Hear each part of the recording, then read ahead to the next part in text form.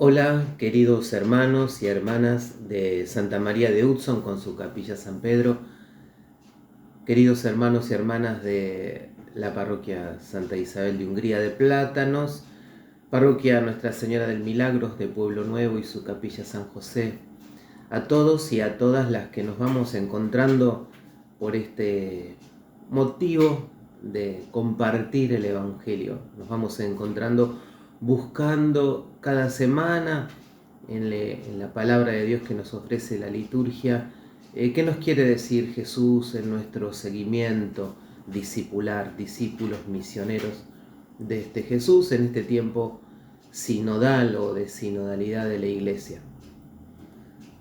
Retomamos el tiempo ordinario, el ciclo ordinario de la liturgia, lo que se llama tiempo ordinario o tiempo durante el año, y el color verde en la liturgia.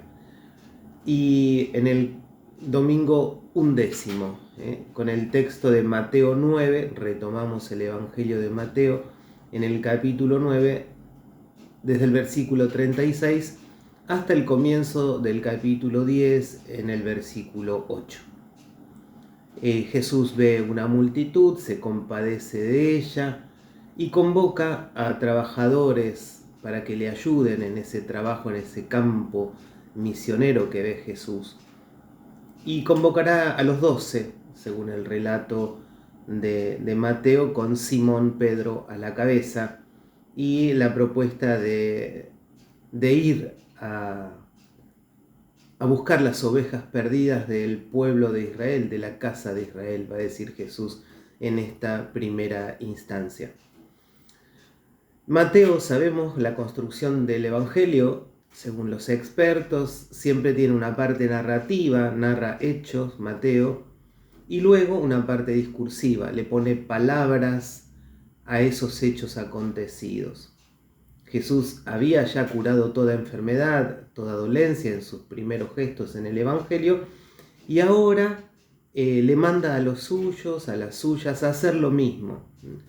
Lo que Jesús está haciendo es convocando a otros y a otras para que continúen su misión. Y en concreto, en esta acción simbólica también que describe Mateo, va a elegir a 12, a imagen de las 12 tribus de Israel, sabemos, sobre todo para este evangelio que se ofrece, se dice este evangelio, se escribe este evangelio a comunidades de origen judío. Por lo tanto, la elección de los 12 simbólicamente es precisamente poner en pie al pueblo de Israel, al nuevo Israel de Dios, a estos seguidores de Jesús, a imagen de las 12 tribus, estos 12 apóstoles, precisamente, y Jesús les va a decir: vayan a las ovejas perdidas de la casa de Israel. Es la instrucción de esta perícopa. Dios entonces está empezando a reinar, porque eso es lo que propone Jesús.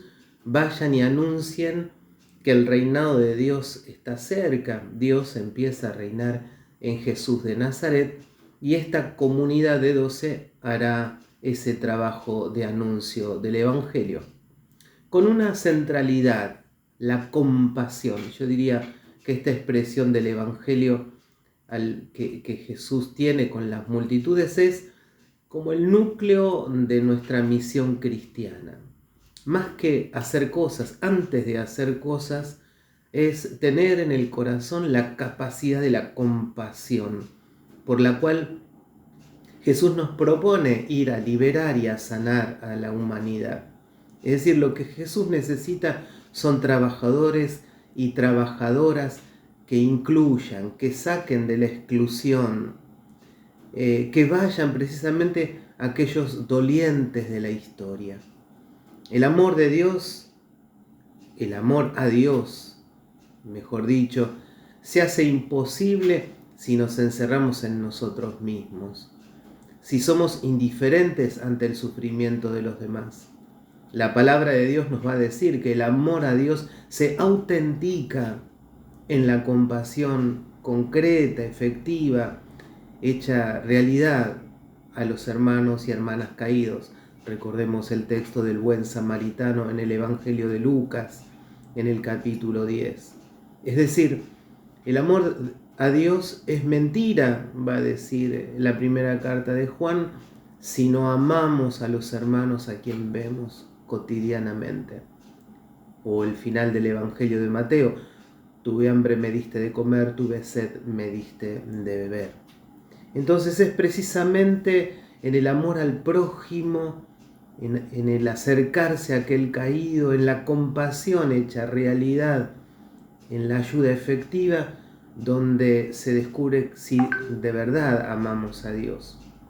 Por eso no es extraño que Jesús le atribuya al prójimo en todos los evangelios un lugar especial, ¿no? Recordemos que Jesús va a repetir el mandamiento del Levítico: amarás a tu prójimo como a ti mismo, o la regla de oro: traten a los demás como quieren que ellos los traten, como quieren que ellas las traten. Esta regla no es desconocida para el judaísmo, es central. Tobías, el libro de Tobías lo vemos en una forma, estuvimos leyendo estos días el libro de Tobías: no hagas a nadie lo que no quieras que te hagan a ti. Es por la negativa, pero está muy bien expresado, ¿no? Hacer por el otro lo que te gustaría que hicieran por vos, pero no hacerle al otro lo que no te gustaría que te hagan. Amar al otro, entonces, a la otra, como a uno mismo, significa sencillamente amar al otro como nos gustaría que nos amen a nosotros, y no hacerle al otro lo que no nos gustaría que nos hagan a nosotros. Esto es tener un corazón compasivo, como lo que propone hoy Jesús en el Evangelio. De esto se trata, de estos servidores y trabajadores para la mies necesita Jesús. El pueblo entero está convocado. Pensemos que este es un llamado al pueblo, ¿no?, que hace Jesús en medio de la multitud. Nuevamente, como dijimos ya el domingo pasado, el llamamiento al seguimiento de Jesús no es un llamado individual. Somos pueblo, somos un pueblo reunido en torno a Jesús que nos propone ir hacia los demás con este corazón compasivo, para que de esta manera Dios pueda reinar. El reino de los cielos, como va a expresar el Evangelio de Mateo, para evitar decir la palabra Dios, tiene que ver con esto, con ir compasivamente a abrazar a los demás, especialmente a los excluidos de la historia.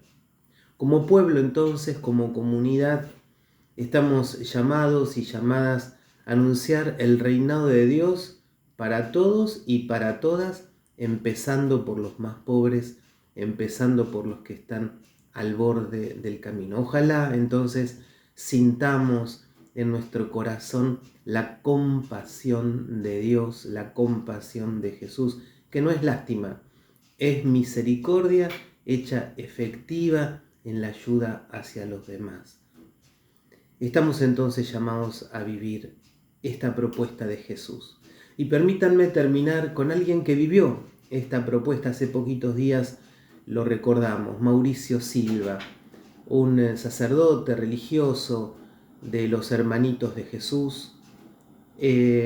Nació en Uruguay, pero vivió aquí en la Argentina, y él, buscando en la espiritualidad de su fundador, Carlos de Foucault, vivió buscando los últimos lugares y vivió como barrendero. Era un cura y que dijo: mi ministerio lo tengo que hacer desde los más pequeños, y fue barrendero. Fue desaparecido el 14 de junio del año 77. Un hombre que vivió en favor de los demás, Mauricio Silva. Y él, como barrendero, como ese discípulo compasivo de Jesús, rezaba así: yo sé que tú estás. Señor, yo sé que tú estás en la fe luminosa de una noche de estrellas, de un día radiante de azul y sol. Yo sé que tú estás en la espera gozosa de un niño que viene, de una carta que llega, de un amigo que vuelve. Tú estás, yo sé que tú estás, en el amor inmenso de unas manos que abrazan y en el puro cariño del beso que me dan. Mas también sé que estás en la fe desprovista y desnuda, cuando un día y otro le cuentan su rutina de trabajo y pobreza y mi alma se hunde en tiniebla total. Yo sé que tú estás cuando la esperanza es cuesta empinada, la cumbre es incierta y las fuerzas muy pocas. Tú estás. Yo sé que tú estás cuando amar es un surco humilde y oscuro que reclama al grano para ser fecundo y morir en soledad. Yo sé que tú estás, Señor, que te creo, Señor, que te espero, Señor, que me amas. Yo sé que tú estás. Jesús te bendiga.